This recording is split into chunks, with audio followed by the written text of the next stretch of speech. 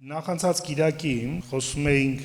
այն մասին, թե ինչպես է Մատթեոսը Հիսուսի խաչելության նկարագրով կրկնում Ելից 19-րդ գլուխը։ Ելից 19-ում Աստված իջավ եւ խոսեց Իսրայելի հետ, եւ նույն կերպից տեսնում ենք խաչելության ժամանակ նույն իրադրություն, նույն բաները կատարվեցին եւ Հիսուսը խոսեց։ Եվ սրա համար էր, որ Մատթեոսը ուզում էր իր լսարանը տեսնի, որ Հիսուսը հենց նույն Եհովան է։ Եվ Մատթեոսը վերջացնում է Հիսուսի կոչով եկեղեցուն գնալու ազգերի մեջ։ Ճիշտ ինչպես երկրորդ օրինացում Աստված Իսրայելին ուղարկեց ազգերին լույս լինելու, այդպես էլ Հիսուսը եկեղեցուն ուղարկեց ազգերին լույս լինելու ավետարանով։ Սակայն Իսրայելը ձախողվել էր իր առաքելության մեջ, բայց 2000 տարի անց տեսնում ենք եկեղեցին հաջողվել է։ Մատթեոսը առաջինն էր, որ գրեց իր ավետարանը, հետո գրեցին Մարկոսը եւ Ղուկասը։ Եվ Մարկոսը ավելի նման արեց, շատ նման ավելի Մատթեոսին, եթե ընթերցել եք։ Ղուկասը ավելի տարբերվեց իր ավետարանով, բայց երեքն էլ ունեն Հիսուսի աստվածությունը որպես փրկիչ Եհովա ներկայացնելու հայտնությունը։ Երեք ավետարաններ գրվել են Հիսուսի մահից հարությունից մոտ 50 տարի անց, որտեղ նա նոր սերունդի ժամանակ էր, ու ավետարանը տարածում էր հեթանոսների մեջ, ու առաջին ովքեր ընդունում էին ավետարանը հեթանոսների նույնիսկ մեջ, դրանք հրեաներ էին ազգությամբ։ Դրա համար այդ երեք ավետարաններում, եթե նկատենք Հիսուսի հրեությունը առանձնացված է, մի տեսակ Հիսուսը շատ հրեա չի, առանձին է հրեաներից։ Բայց դրանից մոտ եւս մի 40 տարի անց, արդեն նոր սերունդի, մեկ այլ սերունդի ժամանակ, այդ առանձնացվածությունը այնքան շատ էր դարձել, որ շատերի համար Հիսուսը ընդամենը առասպել էր դարձել ու նմանվել էր հունական այդ դիցաբանության կերպարներին։ Ուստի կարիք եղավ մեկ այլ մոտեցման, եւ այդ մոտեցումը Հովհաննես ավետարանիչ արեց, ու սա այն էր, որ Հովհաննեսը վերադարձրեց Հիսուսին հրեության մեջ։ Ու երբ որ կարդում ենք Հովհաննեսի ավետարանը, Հիսուսը հրեա է, Աստված է, սկզբից էր բանը Աստծո մոտ էր եւ բանը Աստված էր, բայց ինքը նաեւ հրեա է։ Ու հատուկ նկարագրում է Հիսուսի հրեության շեշտադրումը։ Հովհաննու ավետարանում ենք կարդում հայտարարությունը, փրկությունը հրեաներից է։ Եվ որ կարդում ենք Մատթեոս, Մարկոս, Ղուկաս ավետարանները, սկսում ենք չսիրել հրեաներին, բայց կարդում ենք Հովհաննեսի ավետարանը, սկսում ենք սիրել հրեաներին, որտեղ Հիսուսը հրեա է։ Եվ մի քանի տեղերում տեսնում ենք Հովհաննեսը հատուկ շեշտադրումներ անում։ Հրեաների համար շատ կարևոր իրանց հայր Աբրահամը, եւ Հիսուսը ասում է՝ ձեր հայր Աբրահամը ինձ տեսավ։ Նաթանայելին կոչեց Իսրայել ու կրկնեց Հակոբի երազը։ Ճիշտ կարծես մեկը ով տվել էր այդ երազը Հակոբին։ Կանայի հարսանիքում ջուրը դարձեց գինի, ճիշտ ինչպես Մովսեսը գետի ջուրը դարձել էր այգուն։ 39 տարվա անդամալույցին բժշկեց, մորից կույր ծնվածի աչքերը բացեց, եւ այդ բոլոր դեպքերում հայտնվում էր որպես Աստծո որդի։ Հովհաննու ավետարանում ենք տեսնում ես եմ կյանքը, ես եմ ճանապարհը, ես եմ լույսը, ես եմ, որտեղ Եսեմը դա Եհովան էր, Եհովա, Եսեմ հնչում է որպես Յահվե, Եհովա։ Բայց մի հատված կա, որ Հովհաննեսը հատուկ նկարագրում է Հիսուսի աստվածությունը։ Օրինակ առաջին 3 ավետարաններում այլակերպության սարի փորձառությունը երեքն էլ նկարագրում են, բայց Հովհաննեսը չի խոսում այլակերպության մասին։ Փոխարենը Հովհաննեսը մեկ այլ փորձառություն է բերում 5 տականից, խոսելով Եսայի փորձառությունը տաճարի մեջ։ Այդ մասին կարդում ենք Հովհաննեսի ավետարանի 12-րդ գլխում։ Դա Հիսուսի ծառայության կուլմինացիան է, գագաթնակետը։ Այս այնտեղն է, որտեղ հայրը խոսում է իր փառավորելու մասին, մարդիկ լսում են Աստծո ձայնը, հույները հեթանոսները գալիս են Փիլիպոսին, ասում են ուզում ենք Հիսուսին տեսնենք, որտեղ Հիսուսի համբավը արդեն հասել է հեթանոսներին, եւ Հիսուսը առաջի անգամ հետեւյալ հայտարարությունն անում. ժամը հասավ, որպեսզի Աստծո որդին փառավորվի։ Հիմա խնդրեմ բացեք ձեր ավետարանները, Հովհաննես 12:37-ից 44։ Երբ Հիսուսը այս բաները ասաց, հեռացավ եւ թաքնվեց նրանցից։ Ու չնայած նրանց առաջ այդքան շատ նշաններ էր գործել, նրանք դեռ չէին հավատում իրեն, որպեսզի կատարվի Եսայի մարգարեի ասած խոսքը. Տերով հավատաց մեզանից լսածին կամ մեր լուրին, եւ Տիրոջ բազուկում է հայտնվել։ Սա Եսայի 53:1-ի մեջ բերումն է։ Ուստի նրանք չէին կարող հավատալ, որովհետեւ Եսային նորից ասաց, որ նա կուրացրեց, Աստված կուրացրեց նրանց աչքերը եւ կարծացրեց նրանց սրտերը, որպեսզի աչքերով չտեսնեն եւ սրտերով չհասկանան եւ դարձի չգան եւ ես չբժշկեմ նրանց։ Սա Եսայի մարգարեության 6-րդ գլխի 9-ից 10 խոսքերն են։ Եսային այս բաները ասաց, որտեվ տեսավ Հիսուսի փառքը եւ խոսեց նրա մասին։ Եվ այնուամենայնիվ նույնիսկ իշխանավորներից շատերը հավատացին իրեն, Բայց փարիսեցիներից վախենալով չէին խոստովանում, որպեսզի ժողովարանից իրենց չհեռացնեն, որտեղ նրանք ավելի շատ սիրում էին մարդկանց փառքը, քան թե Աստծո փառքը։ Եվ Հիսուսը աղաղակեց. ով ինձ է հավատում, ինձ չի հավատում, այլ նրան, ով ինձ ուղարկեց։ Եվ ով ինձ տեսնում է նրան, ով ինձ ուղարկեց։ Ամեն։ Ինչի է Հովհաննեսը հատուկ մեջբերում Եսայի մարգարեության այս հատվածը։ Բոլոր հրեաների համար սա ամենահետաքրքիր, ամենաբաղձալի, ամենացանկալի հատվածներից մեկն էր։ Տեսնել Տիրոջ իր տաճարի մեջ, տեսնել սրովբեներին, որոնք թևածում են եւ երգում են Սուրբ է, Սուրբ է, Սուրբ է Զորաստերը։ Միթե սա ամեն հրեայի երազանքը չէր։ Աստծո տաճարում, Աստծո փառքը հրեշտակներին, ու երբ որ Եսային տեսավ Տիրոջը, ասեց. «Վայ ինձ, ես մեղավոր մարդ եմ», իր մեղքը սրբվեց, հրեշտակներից մեկը մաքրեց կրակով իր անմաքրությունը։ Որ հրեան չէր ուզի, որ իր անմաքրությունը այտենց հեշտ մաքրվեր։ Ունելիով կրակով ընդամենը։ Պետք չէր զոհանել, պետք չէր երկար ճանապարհ կտրել, գնալ տաճար, երկար խոստովանություններ անել։ Այլ ընդամենը դու քեզ խոստովանում ես, որտեղ Եսային ինքը իրեն խոստովանեց։ Ասեց. «Վայ ինձ», ու Տերը մաքրեց։ Այս փորձառությունը ամեն հրեայի համար ամենաբաղձալի ցանկալի փորձառությունն էր, որ Եսային ունեցավ։ Եվ հրեաների համար նաև այս հարցը կար. ինչ էր տեսել կամ ում էր տեսել Եսային։ Իրենք գիտեին, որ Աստված երկրորդ պատվիրանը տվել էր, որ իրեն ոչ մի բանի չնմանեցնեն։ Բայց հիմա Եսային ասում է. տեսա Տիրոջը նստած։ Նստելու համար պիտի ինչ-որ մարդկային բան լինի, չէ՞, աթոռի վրա նստած։ Այսինքն Եսային տեսավ մարդկային կերպարանքով Տիրոջը, ու ողջ հրեական պատմության մեջ առեղծված էր, թե ինչպես Աստված հայտնվել այդ կերպարանքով։ Հովհաննեսը ասում է, որ ում որ տեսել էր Եսային, դա Հիսուսն էր։ Եսային իրան կոչում է Տերը, Ադոնայը, բայց հետո երբ որ աղաղակում ասում է, ես իմ աչքերը թագավորին զորած զորքերի Տիրոջը տեսան, Եհովա է կոչում իրան։ Հովհաննեսը ուզում ասի, որ Եսային տեսել է Եհովային եւ Եհովան Հիսուսն էր։ Եվ որպես նաև ապացույց, Եսային նկարագրում է, ինչ որ ինքը տեսել է տաճարում, կրկնվում է ինչ որ կատարվել է ելիցում, որը հետո նաև կկատարվի խաչելության ժամանակ։ Հիշում եք ինչ էր խաչելության ժամանակ կամ ելիցում կատարվել։ Ձայն, երկրաշարժ, մառախուղ կամ խավար։ 6:4-ում կարդում ենք. Եվ աղաղակողի ձայնից տաճարի հիմքերը երերացին, շարժվեցին, եւ տունը լցվեց ծխով։ Ձայն, երկրաշարժ, մառախուղ, նույն ինչ որ եղավ ելիցում, նույն ինչ որ եղավ խաչելությանը։ Կարծես Եսային ասում է եւ Հովհաննեսը կրկնում է դա, որ ինչ որ ելիցի փորձառություններով դա Եհովան էր, նույնը եղավ իր փորձառության ժամանակ, դա նույն Եհովան էր եւ նույնը տեսնում ենք խաչելությանը, որ նույն Հիսուսը, նույն Եհովան է։ Սերովբեները խոսում են իրար, իրանցից ոչ մեկ չի խոսում Աստծուն ուղակի։ Իրանք չեն ասում. «Ո Տեր, դու սուրբ ես»։ Մենք սխալ պատկերացում ունենք հրեշտակների մասին։ Մեզ տենց սովորեցրեն, որ հրեշտակները անդադար փառաբանում են իրեն։ Իրականում իրենք փառաբանում են իրեն առանց իրեն դիմելու, որտեղ իրավունք չունեն դիմելու Աստծուն։ Եսային ինքն էլ է հասկանում, որ իրավունք չունի խոսելու Աստծո հետ, դրա համար ինքը իրեն է խոսում ասելով. «Վայ ինձ, ես մեղավոր եմ»։ Թագավորի ներկայության մեջ դու չես խոսում առանց թույլտվության։ Հեսթերը, որպեսզի խոսեր թագավորին, իրավունք ստանար։ Նույնիսկ իրավունք ունենար մտնելու իր ներկայության մեջ, եթե իրավունք տրված չէր, իր կյանքին վտանգ էր։ Քահանաները, որոնք մտնում էին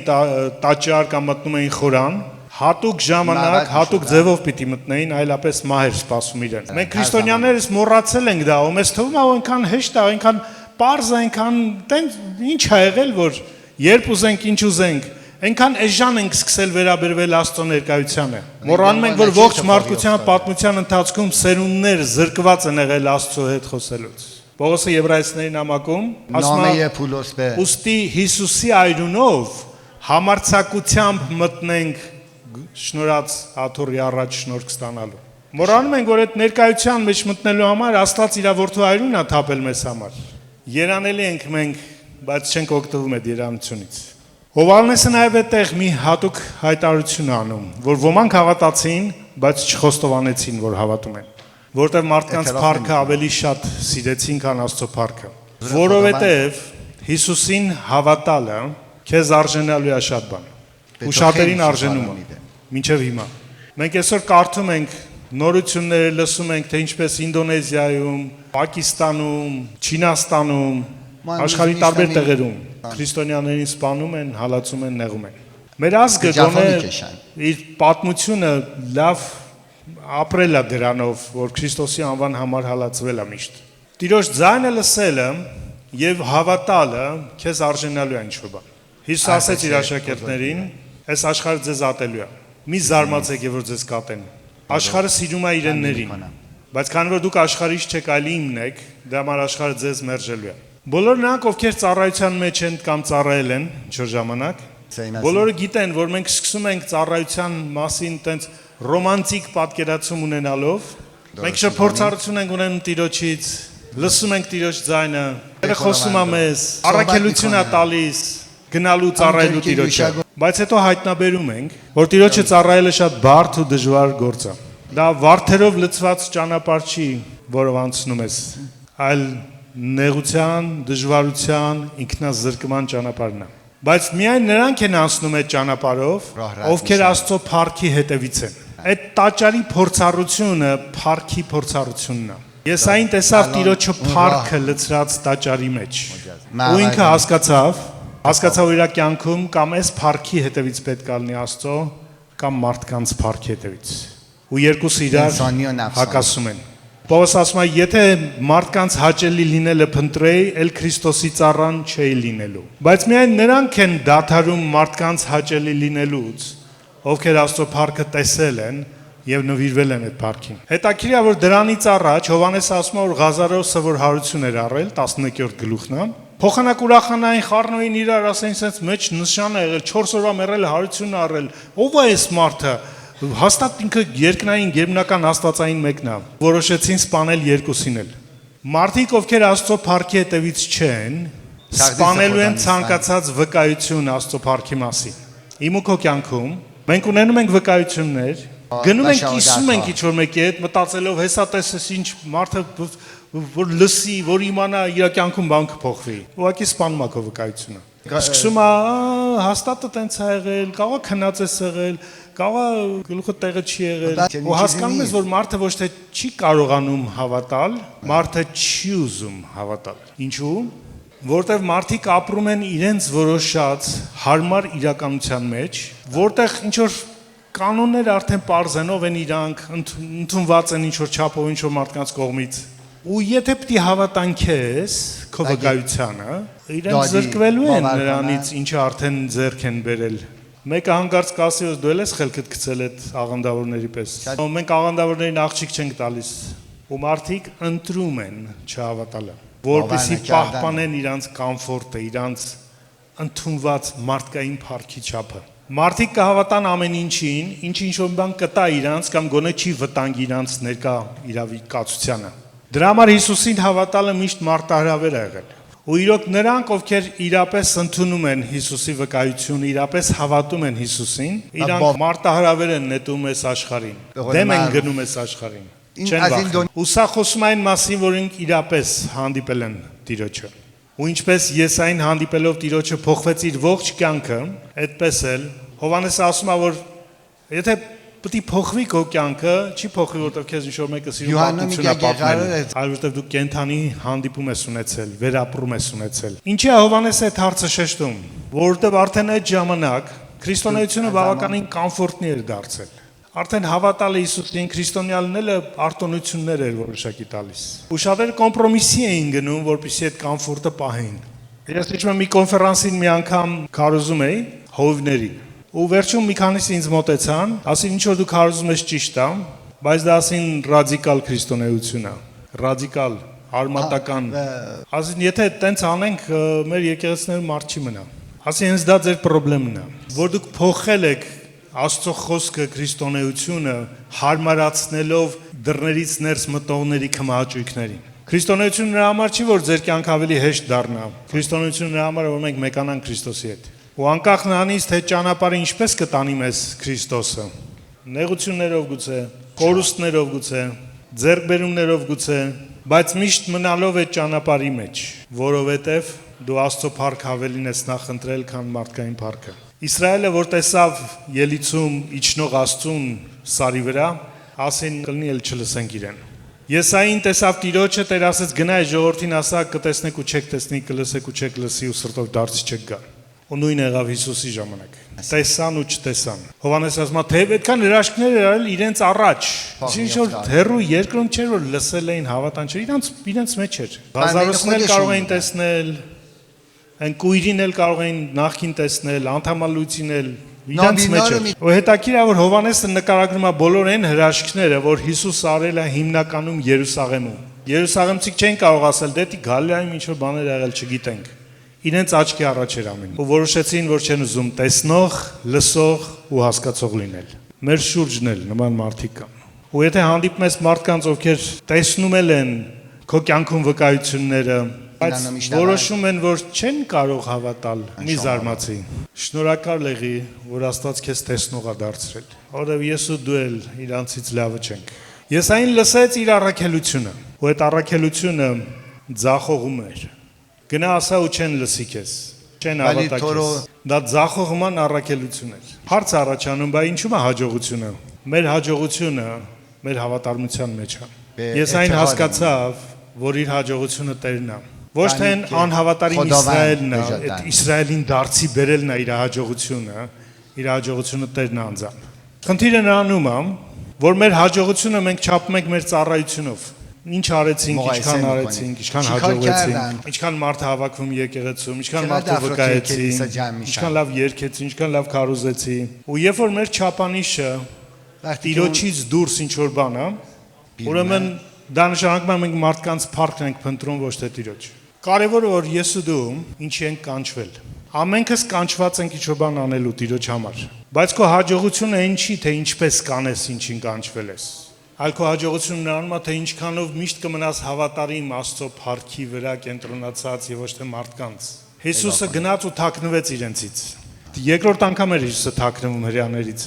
Առաջի անգամ թաքնվեց, որտեղ ուզում էին իրեն թագավոր դարձնեին։ Որ հրեան չէր երազի գային իրեն ասեին, արի քեզ մեր թագավորը դարձնենք։ Ով չի ուզի այս կյանքում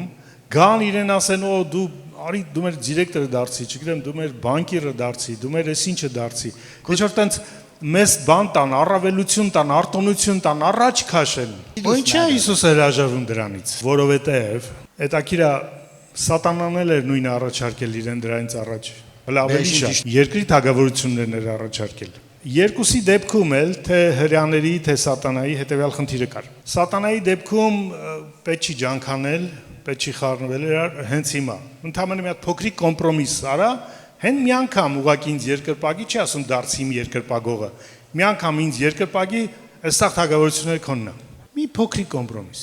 Ինչա քեզից գնում։ Ուղղակի այս պահին մի հատ երկրպագի ինձ, ոչ չեմ ասում մոռացի, ուրացի Աստծուն։ Թշնամին երբեք մեծ կոմպրոմիս չի առաջարկելու քեզ։ Հույս չի անելու տենց ասած քեզ դրանով։ Չի ասել ուրացի Հիսուսին։ Ինքը փոքր բան առաջարկելու, բայց այդ փոքրը կփոխի ամեն ինչ քո կյանքում։ Հիսուսը մերժեց դա։ Հետո թշնամին այլ ռազմավարություն փոխեց։ Հրեաների միջոցով մոտեցավ, մարդկանց միջոցով։ Ասաց հիմա էլ այդ հացերի բազմացումից հետո էր։ Կավ ասաց հիմա էլ արժանի ես հո։ Գործ ես արել, չարչարվել ես, ծառայել ես, վազվզել ես, ջանք ես արել, արժանի ես, արի թագավոր դարձ։ Այ արժանի ես, երբ որ մեզ մեկ էլ դարձնում են արժանի ինչ-որ բանի, ու մենք մեր սրտում համաձայնվում ենք, բա իհարկե, ես ամենաշատն եմ վազել, ամենաշատն եմ քարոզել, ամենաշատն եմ աղոթել։ Եկեղեցուն ոչ ոք չի անհանգստանում բացի ինձանից։ Ես արժանի եմ, որ ինձ ինչ-որ դիրք տան, ծառայություն տան, պաշտոն տան, ճանաչում տան։ Դա թշնամու թակարդն է։ Ես մի բանի եմ արժանի, հավիտենական կրակի, մնացած ամեն լավ բաները Տերն է։ Սա ինձ միշտ կպահի իր փառքի մեջ ու փառքի վրա։ Հենց այն պահին, որ դու հավատում ես, որ ինչ-որ լավ բանի արժանի ես, այն բանի, որ իրականում Աստված է գործել քո միջոցով քո կյանքում, դու կտրվում ես Աստծուց, Աստծո փառքի, դառնում ես մարդկային փառքի վրա կենտրոնացած։ Հիսուսը ի վերջո դարձավ թագավոր։ Ամեն իշխանություն ասեց ինձ ա տրվել երկնքում ու երկրի վրա, դա թագավորի հռչակումն է։ Բայց այդ թագավորությունը տրվեց հորից, հոր ճանապարհի մեջ հավատարիմ մնալուց։ Ու թեև այդ ճանապարհի գագաթնակետը խաչն էր, որը ձախողման նկարագիր էր։ Խաչելությունը ձախողում էր նշանակում, ոչ թե հաջողություն։ Հիսուսը չվախեցավ ձախողված, որպես ձախողակ ճանաչվելուց խաչի վրա։ Չվախեցավ, որ մարդիկ իրան անփառունակ կհամարեն, որտեղ մնաց հոր փառքից կախված։ Այսօրվա ծառայողների մեծ մասի խնդրեմը նրանում է, որ իրանք հաջողակ լինել են խաղում, որտեղ ձախողված լինելը ընդունելի չի։ Բայց եթե քո ձախողված լինելը ըստ մարդկանց կարծիքի Աստծո համար հաջողված լինելը, որն ես ընտրելու։ Ոչ մեկի համար մի խաղա հաջողությունը։ Հաջողված հովիվ, հաջողված քարոզիչ, հաջողված փառաբանող, հաջողված հայր, հաջողված մայր, հաջողված լինել մի խաղա։ Պետք չի Աստծուն քո խաղը հաջողության։ Ես ու դու մի պատասխանատվություն ունենք միայն։ Բացահայտել հոր կամքը։ Մեր խոստումը, Աստված ինչա քեզ խոստացել, ինչիա քեզ կանչել։ Հիսուսի նման ու մնալ մինչև վերջ։ Անկախ նրանից թե ճանապարհը ոնց կտանի։ Պողոս առաքյալը լավ էր սա հասկացել, դա համար գաղատացիների նամակում ասում է հետևյալը. բայց ես եթե պարծենամ, Տեր Հիսուսի խաչով եմ պարծենալու։ Այս ասում է մարդը, որ Եվրոպան, Ասիան ավետարանով լցրել է։ Ասում է մեկը, որ նոր կտականի ամենաշատ նամակներն ու գրքերն է գրել մեզ թողել։ Ասում է մեկը, որի հայտնությունները մինչև հիմա մենք հələ ուսումնասիրում ենք, հələ մեկնում ենք, հələ փորձում ենք հասկանալ։ Ասում է մեկը, որ երկինք է գնացել ու բաներ է լսել, որ մարդը հնարավոր չի հասկանա լսելու։ Ու ասում է, եթե ես պարծենամ, մի բան եմ պարծենալու Հիսուսի խաչը։ Հիսուսի զախողությունը մարդկային տեսակետից, բայց հաջողությունը աստվածային տեսակետից։ Եվ որով այդ խաչով աշխարհը ինձ համար է խաչ է ելել, ես էլ աշխարհի համար։ Այսօրվա սերունդը կարիք ունի այդ մարտահրավերին։ Չկա ուրիշ ճանապարհ։ Կամ մենք աստվածային հայտնությամբ կգնանք Աստծո փառքի մեջ ու պատրաստ կլինենք դրա համար նույնիսկ զրկվելու ամեն ինչից, ինչ էս աշխարհը մեզ կառաջարկի, խափի իրականում։ Կամ կգնանք այդ փոքր խափեություններին, կոմպրոմիսներին, մի քիչ ոչինչ ստեղ, մի քիչ ոչինչ ունեն։ Տերը գիտի իմ սիրտը, Տերը լավ գիտի քո սիրտը, խափե բաուչար, կեղծավոր։ Ու մենք հեշտ գնում ենք այդ կոմպրոմիսներին, հետո զարմանում ենք։ Մի օր հայտնաբերում ենք, որ շեղվել ենք ճանապարհից։ Էլ Աստված կարևոր չի, եկեղեցին կարևոր չի, ծառայությունը կարևոր չի։ Մի օրվա մեջ դա չի եղել։ Դա եղել է այն սկզբում, եւ որ դու սխալ որոշում ես ունեցել։ Այսօր կարծում եմ ճիշտ որոշում կայացնելու օրը։ Հրավիրում եմ ձեզ հիմա կանգնել ոտքի Տիրոջ առաջ։